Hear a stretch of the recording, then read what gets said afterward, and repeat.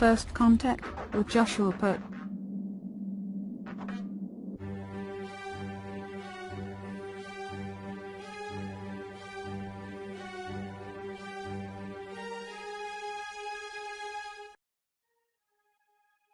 Hello, Earthlings. How you doing today? Welcome back to First Contact Radio. My name is Josh Poe. You're listening to First Contact Radio. I am here Monday through Friday. It's a 30-minute show talking about a variety of things, starting off with the daily energies, astrologies, moving into the current events, and then I like to wrap everything up with something a little bit positive and even throw a prayer in at the end to kind of send us on our way. So if you're into that kind of information sharing, please join me here Monday through Friday. I'm live 9 to 9:30 a.m. Otherwise, you can find me 24/7 at YouTube or firstcontactradio.com.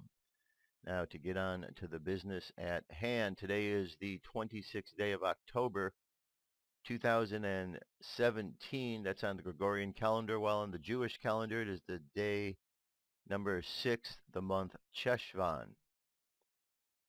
Astrologically, the sun has made its way now to 3 degrees since we've been in, so you could see it's going about a degree a day, and the moon is at 21 degrees Capricorn. Here's a little trick you could do. If you look over to the right here on this grid, you have a calendar, and if you just click on the dates in the calendar, you can see how these planets, progress. So if you want to go and look and see the speed at which they're moving around, all you have to do is click each successive date. So you could see from the beginning of the week where the moon was in Sagittarius, and then it moved, and where it is today, and where it will be tomorrow. Okay, so pretty cool way just to kind of look at it, help you understand a little bit more. So just so we know, sun signs, Scorpio, emotions, deep emotions coming from underneath that need to be dealt with. And they all are emotions and aspects that challenge us to transform into something more than what we are. And the transformation usually comes because our emotions are hit by this. Everything about this is emotions. Scorpio. Scorpio is a water sign.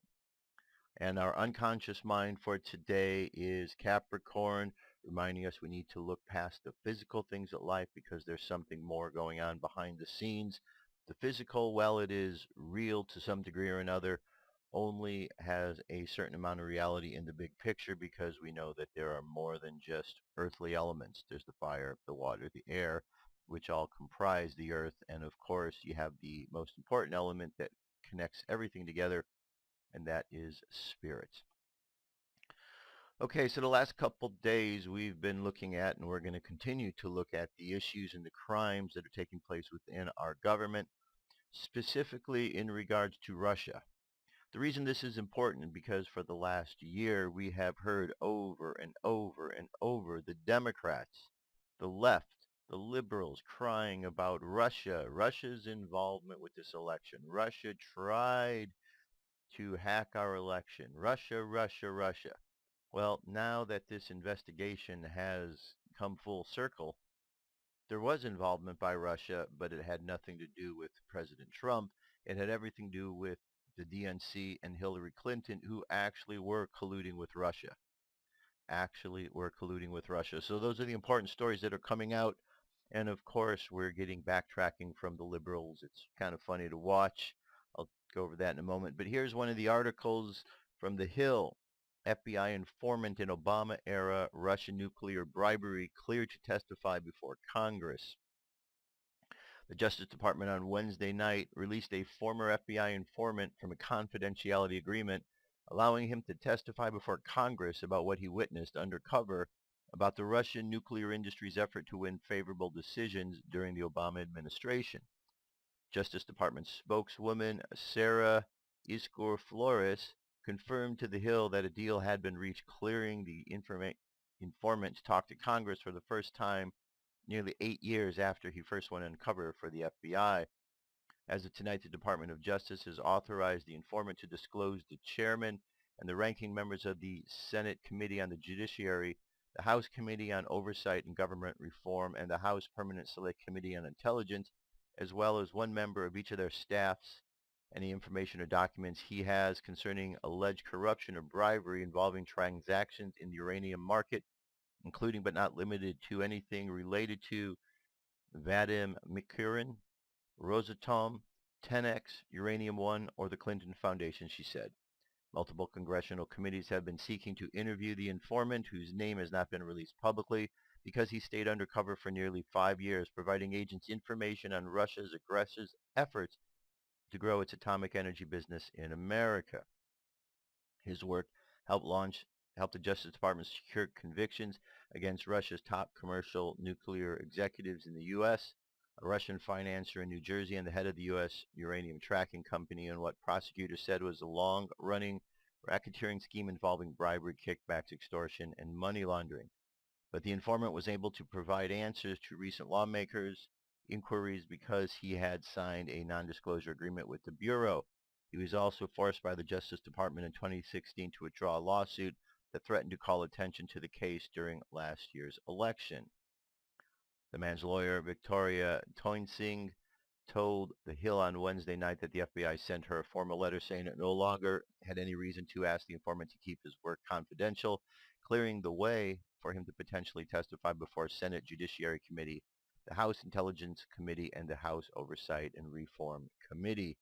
The committees are keen to learn what the informant knows about any Russian efforts to curry favor with Bill and Hillary Clinton and win the Obama administration approval for Moscow's purchase of large uranium assets in the United States, or to secure billions in new contracts. Okay, so here is something very important to consider. Let's look at the timeline. President Trump has been in office for how long? Less than a year. We're coming upon the anniversary date of when he was elected. That's in just 2 weeks away, the big anniversary date. However, he's only been in office less than a year. When was it that this officer, this informant, when was he undercover? 8 years ago. 8 years ago. Okay, who was in office 8 years ago? Oh, that would be Obama. Okay, had this informant had information about crimes committed by President Trump, do you think he would still be undercover right now? Do you think he would have already come out? Of course he would have come out. Donald Trump would be nailed to the wall with any sort of crimes that they had against him.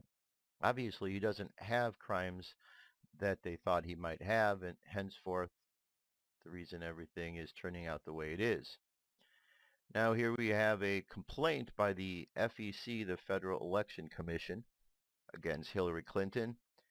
CLC filed the complaint with FEC alleging the Democratic National Committee and Hillary Clinton's 2016 campaign committee violated campaign finance law. They failed to accurately disclose the purpose and the recipient of payments for the dossier of research alleging connections between the then candidate Donald Trump and Russia, effectively hiding these payments from public scrutiny, contrary to the requirements of federal law.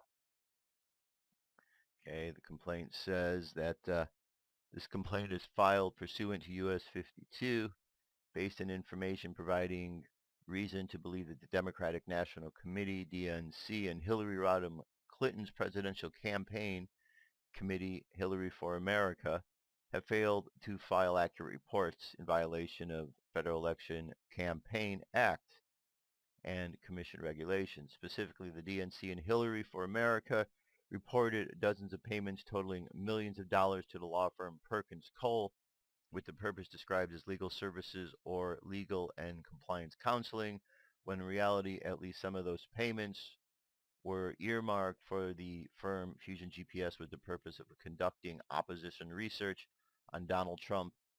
But failing to file accurate reports, the DNC and Hillary for America undermined the vital public information role that reporting is intended to serve. Okay, so there is the complaint right there. Big complaint, of course. You know, what is the phrase they're using? Gathering of information, you know, collection, gathering, opposition research. So remember when Don Jr. went in, he met with that woman who ended up being the lawyer from Russia, and part of the talk was he was going in for some opposition research, but then The liberals all said, oh no, that's wrong. Opposition research, bad. Lock him up. Lock him up. But now that it has been turned around and the opposition research was being paid for by the Democrats, suddenly you hear the same talking heads on the mainstream media saying, oh, it's just opposition research. Whoever said that someone should get in trouble for that? You know, it's the same old stupidity.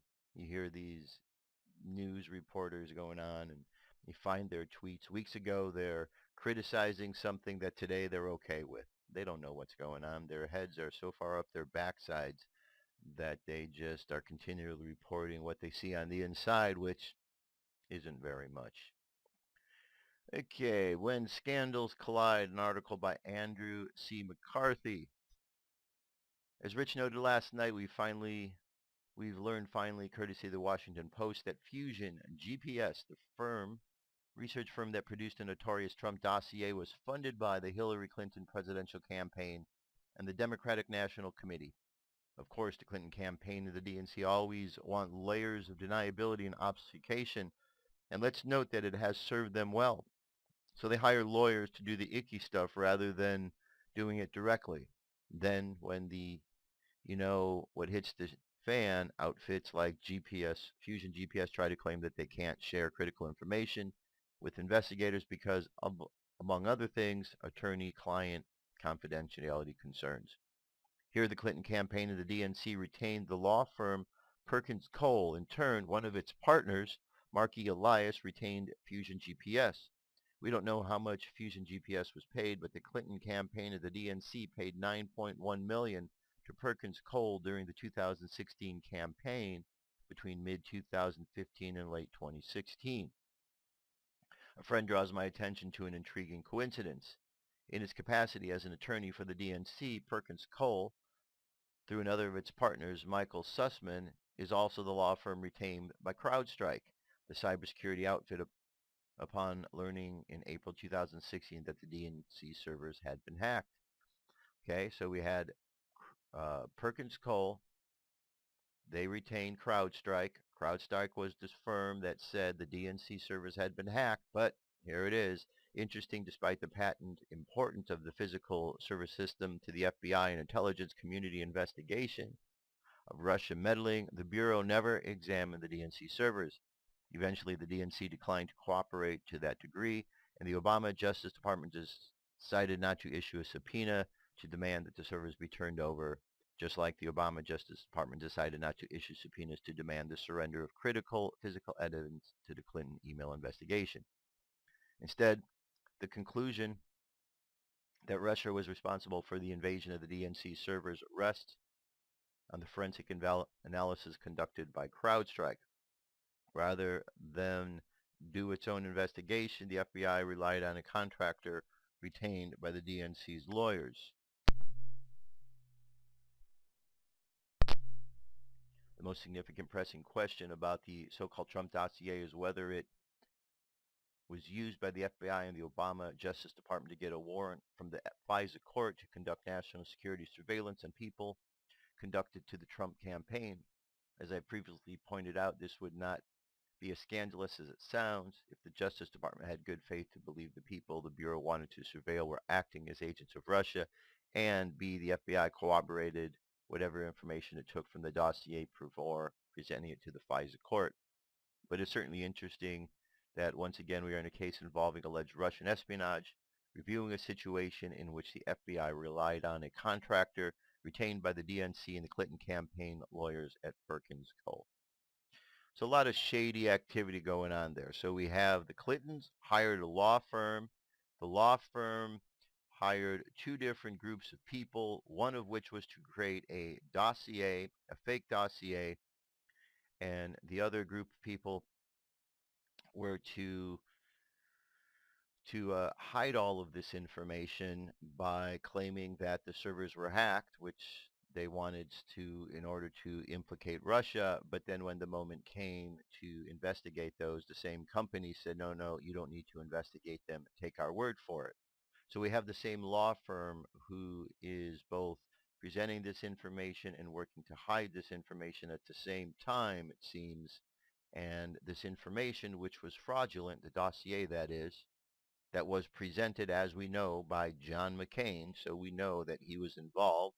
Looks like the other name involved might have been Jeb Bush, but John McCain presented this information. It was presented as factual, and based upon this fraudulent information, which was paid for by the DNC Hillary, intended simply to defraud, has continued to be defrauding the president because there is a investigation going on about him based upon this fraudulent document. The irony of all of this is it's flipping around, and the investigation is now going to looking into the crimes of Hillary Clinton. So it's going to bite her in the butt. It already is. The Trump dossier was Clinton's dirtiest political trick. This is in the New York Post. And so the worm turns, make that worms. Just as key congressional panels open new probes into the still smoking debris of last year's election, the revelation that Hillary Clinton's campaign and the Democratic National Committee paid as much as $9 million for the discredited Russian dossier and Donald Trump fits the collusion script on its head. Now it's the Democrats' turn in the barrel. The explosive report in the Washington Post goes a long way to explaining how the dossier was so widely spread among political reporters during the election. The Clinton campaign must have passed it out like Halloween candy to its media handmaidens. News organizations tried for months to confirm the salacious details but couldn't. The document became public when BuzzFeed, a loud Clinton booster, published it 10 days before the inauguration while acknowledging it couldn't verify the contents. The Post report provides possible answers to other questions too. Because Clinton's team paid for the dossier, it's likely that she gave it to the FBI, where James Comey planned to hire the former British agent who had compiled it to keep digging dirt on Trump. The finding also raises the possibility that the dossier is what led Obama White House to snoop on members of Trump's team and to leak the unmasked names to the anti-Trump media in a bid to help Clinton. In short, we now have compelling evidence that the dossier was the largest and the dirtiest dirty trick of the 2016 campaign, and Clinton, who has played the victim card ever since her loss, was behind it this whole time. Anybody surprised? Me neither. Okay, and here we have just more information about Trey Gowdy being unleashed. Let's see what he does. Hillary Clinton should have been charged for inability to properly manage her email system. She broke the law. Former FBI Director James Comey rewrote the law and let her off the hook. Andrew C. McCarthy wrote a great piece about it when the controversy was developing. Not only that, Director Comey has already started writing his letter, exonerating Hillary Clinton even before he interviewed her. Okay, and we go down, and now Trey Gowdy is in the mix, and he's launching an investigation to get answers. Okay, House Oversight Government Reform Committee Chairman Trey Gowdy has announced, along with House Judiciary Committee Chairman Bob Goodlatte, that the two will be jointly investigating the Department of Justice handling of the investigation of former Secretary of State Hillary Clinton's use of a private email server, saying the department's actions have left a host of outstanding questions that must be answered. Our justice system is represented by a blindfolded woman holding a set of scales. No entity or individual is exempt from oversight, the two chairmen said in a statement Tuesday. Okay, so we've seen this yesterday and just wanted to bring a little bit more confirmation to you in that regard. Now, one of the stories that certainly gained much attention during the election cycle was the way in which WikiLeaks has been involved. WikiLeaks provided a lot of information that was pretty much the nail in the coffin for Hillary Clinton. And here's an article speaking to this effect, because a lot of people have complained about WikiLeaks. Trump campaign says WikiLeaks posting hacked DNC emails was legal. Publications of message didn't violate the law even if WikiLeaks stole them, Trump's lawyers say. WikiLeaks' publication of thousands of emails apparently hacked from the DNC National Committee was legal and specifically protected by federal law, the Trump campaign argued in court filing Wednesday. Lawyers for the Trump presidential campaign came to the controversial transparency website defense, In a bid to defeat a lawsuit 3 Democrat activists filed in July, accusing Trump's presidential campaign of conspiring to publish sensitive personal information, including social security numbers and information suggesting that a Democratic National Committee employee was gay. The Trump campaign's motivation to dismiss the case argues that WikiLeaks qualifies as the kind of online service that Congress rendered immune from legal liability through legislation passed more than 2 decades ago. Under Section 230 of the Communications Decency Act, a website that provides a forum where third parties can post information is not liable for the third party's posted information, the campaign attorneys wrote. That is so even when the website performs editorial functions such as deciding whether to publish. Since WikiLeaks provided a forum for a third party, the unnamed Russian actors, to publish content developed by the third party, the hacked emails that cannot be held liable for the publication. The Trump legal team argues that WikiLeaks didn't run afoul of the law by publishing the emails even if it was involved in hacking them, and that if WikiLeaks didn't break the law, neither did the campaign. A publisher faces no liability when his publication is newsworthy. That is when it concerns facts of legitimate public interest. That is so even if the publisher or its source stole the information, wrote the lawyers Michael Carvin, Vivek Suri, and Jeffrey Baltrusek of Jones Day. Since WikiLeaks' posting of emails was not an unlawful act, an alleged agreement that it should publish those emails could not have been a conspiracy. The Trump's camp defense of WikiLeaks is eye-catching because some top figures in the Trump administration have been withering in their condemnation of the site. At the conference in April, CIA Director Mike Pompeo blasted WikiLeaks as a threat to national security. It's time to call out WikiLeaks for what it is, a non-state hostile intelligence service, often abetted by state actors like Russia, Pompeo said. Other administration officials have suggested that WikiLeaks or its founder, Julian Assange, could face criminal charges in the U.S., although no such charges have been made public, and it is unclear whether they would be based solely on publishing information as opposed to conspiring to steal it. Assange said on Twitter Wednesday that a data mining firm that did work for the Trump campaign, Cambridge Analytica, sought to coordinate with WikiLeaks prior to last November's election. WikiLeaks rebuffed an entry. He said, I can confirm an approach by Cambridge Analytica prior to November last year, and I confirmed that it was rejected by WikiLeaks, Assange wrote, responding to Daily Beast that first reported the outreach.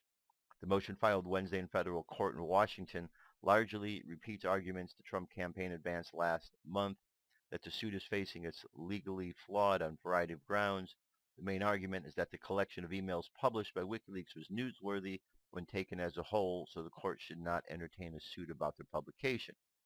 Another contention from Trump's lawyers is that allowing the lawsuit to proceed could interfere with investigations being conducted by special counsel Robert Mueller. The suit is pending before U.S. District Court Judge Ellen Huvell, an appointee of President Bill Clinton. A spokeswoman for the United to Protect Democracy, a liberal group representing the plaintiffs in the case, had no immediate comment on the Trump campaign filing. Okay, so very good, very good. No, we also have the whistleblower protection that has been going on and so on. So he's making headway there. Quick article here. No, the Russian dossier did not begin with GOP. It began with Clinton, the DNC, and the FBI. There's a tremendous amount of obfuscation coming from Democrats after the revelation that Hillary Clinton and the DNC paid Fusion GPS to contract Christopher Steele to create the now infamous dossier. One of the most significant falsehoods is that the dossier origins began with an unknown GOP entity within the primary. The narrative is completely false. The Russian dossier did not begin until after it was commissioned by Hillary Clinton and the DNC. Prior to that, Fusion GPS was simply doing opposition research on behalf of a Trump opponent. They stopped in April of 2016. Okay, more to the article. Check that out. See what you think. Switching gears here, check this article out. Another scandal in Hollywood, this time over at Nickelodeon, involving this man right here. His name's Dan Schneider. He's been pictured with many of these young actresses, and there's a lot of pictures which are very, you look at and they're kind of questionable. I'm going to leave this link for you because this is the next person being investigated. Here we have a quote. This isn't a particularly surprising tale. Different Strokes actor Todd Bridges descended to drug use after his success as a child actor. Okay, so Harvey Weinstein scandal may have opened up a whole can of worms for Hollywood, but to employ another metaphor, that's just the tip of the iceberg. The scandal's due to crack wide open any day now, and it's not another Weinstein tale. But now we've been reminded back to Corey Feldman's accusations years ago that Hollywood is the home to a lot of pedophiles with massive industry influence. Feldman confirmed his own abuse and said his friend and acting partner Corey Haim had been abused, even worse than Feldman. Apparently Haim and other young actors were frequently passed around by older executives and agents in what Feldman likened to a pedophile ring of sorts. The Goonies actor said, I was surrounded by pedophiles, literally surrounded. They were everywhere. Okay, so it's good that this is getting cleaned up because this is not good news, not good stuff, but the swamp is being drained. Big news today is the JFK assassination records should be released. Here's a website and a link available so you can keep your eye on that. And as I find more and learn more, I'll be tweeting it out over the course of today. The National Archives and Records Administration is releasing documents previously withheld in accordance with the JFK Assassination Records Collection Act. The vast majority of the collection, 88%, had been opened in full and released to the public since the late 90s. The records at issue are documents previously identified as assassination records but withheld in full or withheld in part. Okay, there was a release in July of 3,800 documents, including 441 formerly withheld in public documents and 3,369 formerly released with portions redacted. These originate from FBI and CIA sources, identified by the Assassination Records Review Board as assassination records. Okay, so as this gets developed, we'll continue on with that. And finally, closing things out, as I like to do, with something more of a spiritual prayer, just positive vibes. Thought I'd pull up St. Francis of Assisi. St. Francis of Assisi. Most Catholics, indeed, most Christians, and not a few non-Christians are familiar with the prayer known as Prayer of St. Francis, usually ascribed to St. Francis of Assisi, the 13th century founder of the Franciscan order. The Prayer of St. Francis is in fact only a century old. The prayer first appeared in French publication in 1912, in Italian in the Vatican newspaper L'Osservatore Romano in 1916. It was translated in English in 1927. The Italian publication was made at the order of Pope Benedict the 15th, who worked tirelessly for peace during World War I and saw the prayer of St. Francis as a tool in the campaign to end the war. Similarly, the prayer of St. Francis became known in the United States during World War II, when Francis Cardinal Spellman, the Archbishop of New York, had millions of copies distributed to the Catholic faithful to encourage them to pray for peace. Okay, here it is. The prayer of St. Francis of Assisi. Lord, 90 seconds. Lord, make me an instrument of thy peace. Where there is hatred, let me sow love. Where there is injury, pardon. Where there is error, the truth. Where there is doubt, the faith. Where there is despair, hope. Where there is darkness, light. Where there is sadness, joy. O divine Master, grant that I may not so much seek to be consoled as to console, to be understood as to understand, and to be loved as to love. For it is in giving that we receive, for it is in pardoning that we are pardoned, and it is in dying that we are born to eternal life. Amen. Very nice prayer there from St. Francis. You know, may we go into the world and take these words with us. These are very important words when we reach to the things like truth and faith and hope, light, love, joy. We rise above the conditions of sadness and despair and error and injury and sadness. So these are all available to us. All we have to do is reach for them. They're just all around us. So this day, let us just consider these words. Let us take these words into our being and process them and see how we could use these words to help us overcome the problems in life. And if we do that, all will be well. That's it for today. I'll be back tomorrow. Till then, I love you. Keep loving each other, and I will talk to you soon. Peace. I am out of here.